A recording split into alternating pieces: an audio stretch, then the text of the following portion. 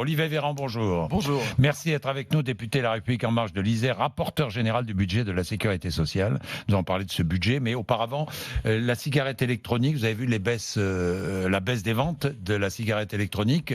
Est-ce qu'un jour, il faudrait la rembourser Est-ce que la Sécu devrait la rembourser? Écoutez, j'espère, parce que ça voudrait dire qu'on aurait réussi à démontrer, les autorités sanitaires auraient réussi à démontrer non seulement la non-dangerosité, mais en plus l'intérêt dans le sevrage. Vous êtes favorable au remboursement? Moi, j'en suis convaincu. À titre personnel, je n'ai pas vu en tant que scientifique des études démontrant l'inverse, mais le principe de précaution étant ce qu'il est, vous savez, dans l'histoire du sevrage au tabac, on a eu plusieurs fois des bonnes mauvaises surprises. La chic, par exemple, dans les années 50, qui était considérée comme un outil de sevrage au tabac, avant qu'on se rende compte que ça donnait des lésions buccales. Donc il faut du temps. Maintenant, du temps, il y en a quand même qui s'est écoulé. En Angleterre, le nombre de gens qui arrêtent de fumer grâce à la cigarette électronique est hallucinant. Donc je ne peux pas me permettre d'en assurer ici la promotion comme outil de sevrage.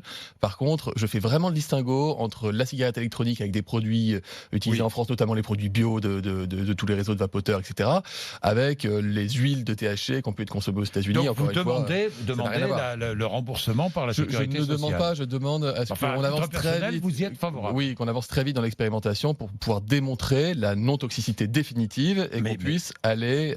parce Olivier Véran, oui, mais enfin d'accord. Non, mais le tabac, la cigarette électronique, le tabac, elle fait aussi... Non, mais je suis d'accord, mais la cigarette électronique, pardon, mais dans les cours de lycée ou devant les lycées ou même les collèges, elle se répand. Mais je vous propose pas qu'on la rembourse à l'école ou qu'on la mette dans les cartables à la rentrée. Non. Ça ne fait pas partie des fournitures scolaires et ce ne sera pas acheté avec l'allocation de rentrée scolaire.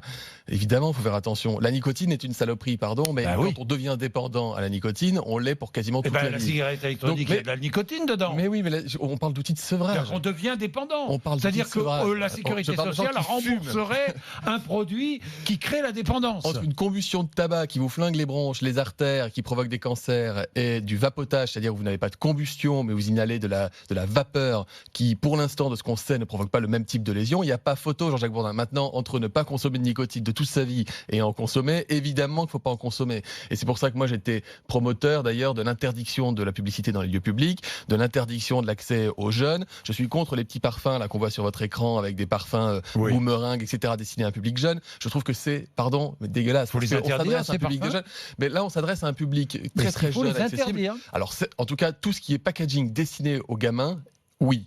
Pour moi, oui. Par contre, tout ce qui va être goût destiné à des adultes, qui est des goûts variés, etc., ça, c'est pas une difficulté. Mais quand vous aviez de l'implantation dans certains pays de magasins de e-cigarettes à côté des lycées qui font de la promotion avec des trucs vraiment destinés à un public jeune, franchement, il n'y a pas beaucoup d'adultes qui vont prendre un truc goût barbe à papa avec des petits bonhommes, des émoticônes ou des personnages de dessins animés. Donc ça, non. Faut pas que ce soit une voie d'entrée dans la dépendance à la nicotine. Par contre, entre fumer et vapoter, pour l'instant, de ce que je lis dans les études, il n'y a pas photo, puisque la cigarette, on sait qu'il y a 1000 saloperies qui peuvent tuer, alors que dans la e-cigarette, en tout cas, on ne l'a pas encore démontré. Olivier Véran, vous restez avec nous. C'est un sujet compliqué. Du budget de la Sécu dans un instant, dans 2 minutes.